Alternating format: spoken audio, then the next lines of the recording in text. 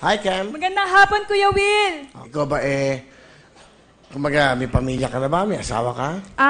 Single po. Pero may anak na po ako. Single parent ka? Yes. Ilan ang anak mo? Bali kambal po sila, Will. Dalawa. Pero patay na po yung isa. It's okay. So, kambal sila, pero may isa pang natira. Apo. Hindi, sabi, nung nanganak ka ba, saka yung isa na nawala? Bali, 7 months po kasi. Patay po nilabas yung isa. And then, nag-survive siya 2 days. Pero binawi din ni It's Lord. okay. At least yung isa baby buhay. Yes. Ang husband mo, ba't kasal ka ba? No po. Bali, naghiwalay po kami before pregnant pa lang Pregnant po. ka pa lang? Yes. Alam mo, itong mga lalaking to, ayaw ko ba sa inyo? Ay, naku. Buti na lang, ate. Binibiro lang kita, Kem. Sige, may kasama ka? Kem? Is it Kem o Chem? Shem. Sorry, ha? Yes. Sige, sino kasama mo? Pinapakilala ko po ang pinakadakila at walang katulad na nanay ko, si Mama Belen. Nanay Belen, magandang hapon po. Gabi sa inyo. Magandang hapon po. Kamusta po kayo? Mabuti po. Masaya po kami nandito. Okay naman. Ilan po ba sila? Chem. Sila Chem.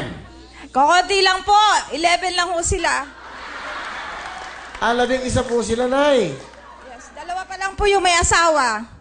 So, lahat naman buhay. Opo. Tapos yung isa ko pong anak, bakla, namatay. 1 year pa lang po. Okay. Kaya 10 na lang ho sila.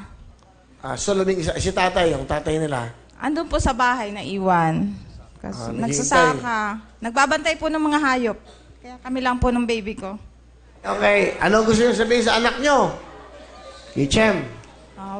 Anak, huwag ka mag-alala. Kahit tayo naghihirap, hindi tayo maghihiwa-hiwalay. Sama-sama tayo habang nagpapalaki dito sa anak mo. Hindi ka pababayaan ng mga kapatid mo. Isipin mo lagi, mahal ka namin.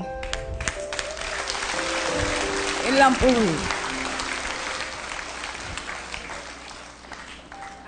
Maraming salamat po, Kuya Will. Sige, Nay.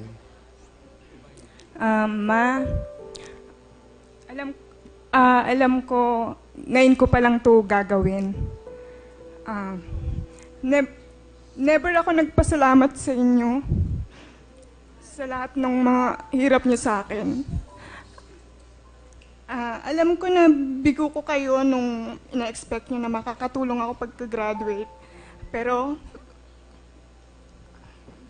nagka-baby agad ako. And never kong nasabi sa inyo yung mga bagay na dapat kong sabihin. Dahil sa dala na rin ng pride.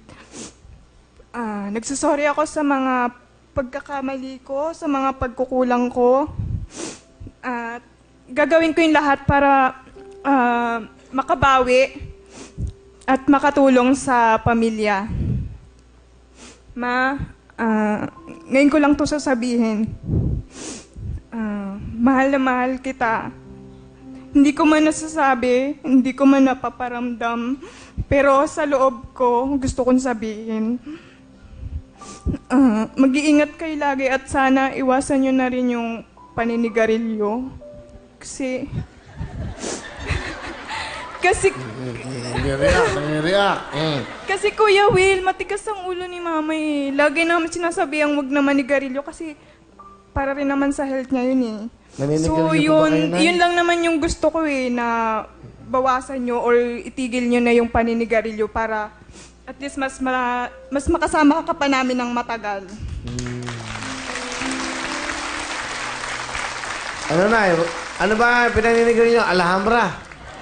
Alhambra kayo, no? Hindi ano lang naman po yon yung tapos kain lang po. Hindi naman po yung totally mayat-maya. Hindi naman po ganun. Baka nag-ano lang, ha? Mag-iingat kayo. Ilan taon na po ba kayo? 54 na po. Diyos ko, matanda pa ako. Sila bilis sa anak nyo. Diyos ko po. Sabi ako 56.